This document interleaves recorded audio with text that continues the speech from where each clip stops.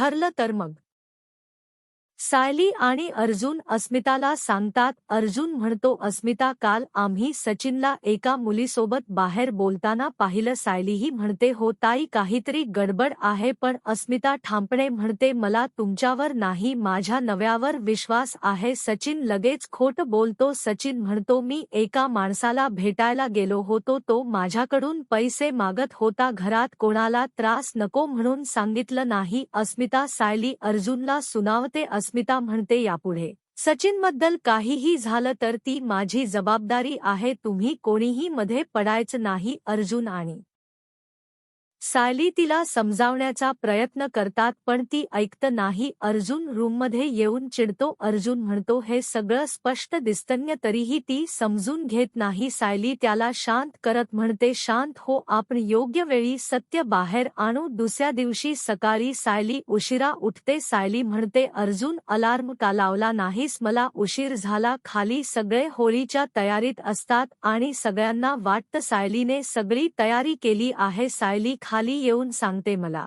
उठायलाच उशीर झाला. मग सगळे आश्चर्याने विचारतात, मग तयारी कोणी केली? तेव्हा प्रिया पुढे येते आणि गोड आवाजात म्हणते, मी सगळं केलं, पूर्णाची तयारी केली, रांगोळी काढली, सडा घातला. सगळे चकित होतात. अश्विन तिची बाजू घेतो. अश्विन म्हणतो, तिने चुका केल्या असतील पण आता ती बदलते, तिचे प्रयत्न तरी बघा. प्रिया पुढे म्हणते, आजचा नैवेद्य मी करणार. पूर्णा आजी नकार देते. आजी म्हणते, तुला सायलीसारखा नैवेद्य जमेल का? सायली मात्र म्हणते, कोणालाही थांबवू नये, तिला करू दे. खरंतर प्रियाला बाहेर जाऊन नागराजसाठी वकिलांना भेटायचं असतं. पूर्णा आजी मनात ठरवते, हिचा खोटेपणा बाहेर काढायचाच. प्रताप आणि रविराज बाजारात जायला निघतात तेव्हा प्रिया संधी शोधते पण आजी तिला थांबवते. आजी म्हणते, आधी होळीची तयारी कर, शेण घेऊन ये आणि गोवऱ्या थाप. प्रिया नाक मुरडते पण सगळ्यांसमोर हो म्हणते. दुसरीकडे साक्षीने सचिनला भेटायला बोलावलं असतं. सचिन विचारात पडतो.